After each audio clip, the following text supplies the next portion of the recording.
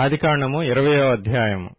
అక్కడ నుండి అబ్రాహాము దక్షిణ దేశమునకు తరలిపోయి కాదేషుకును షూరుకును మధ్య ప్రదేశములో నివసించి గెరారులో కొన్నాళ్లు ఉండెను. అప్పుడు అబ్రాహాము తన భార్య అయిన శారాను గూర్చి ఈమె నా చెల్లెలని చెప్పెను.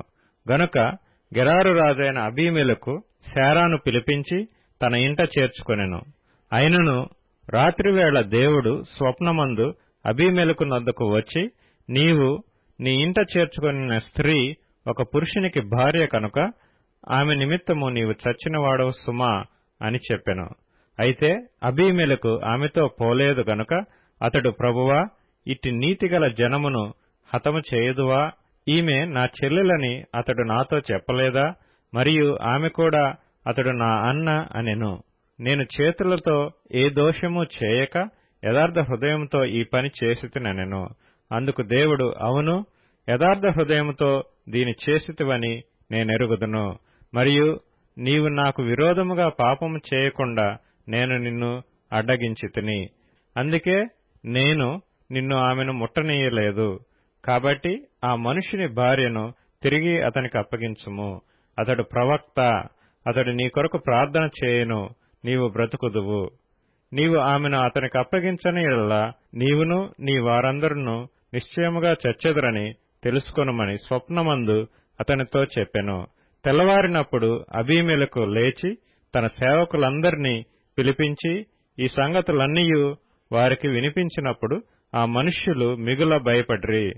అబీమెలెకు అబ్రాహామును పిలిపించి, నీవు మాకు చేసిన పని ఏమిటి?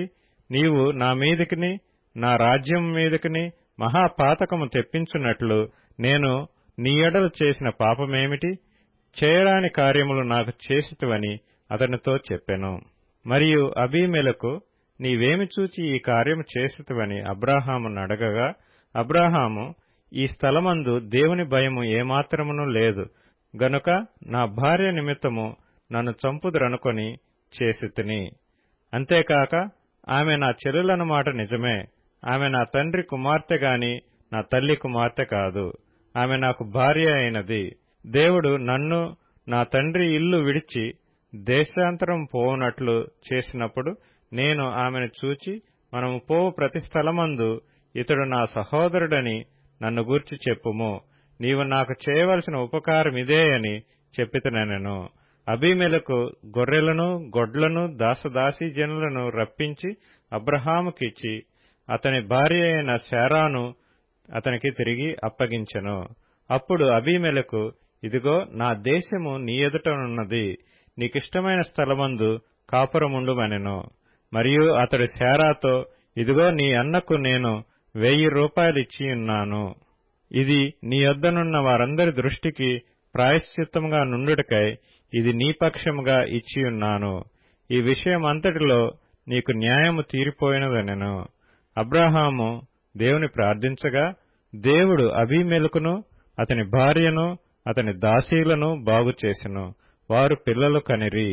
ఏలయనగా అబ్రాహాము భార్య అయిన శారాను బట్టి దేవుడు అబీమెలెకు ఇంటిలో ప్రతి గర్భమును మూసియుండెను.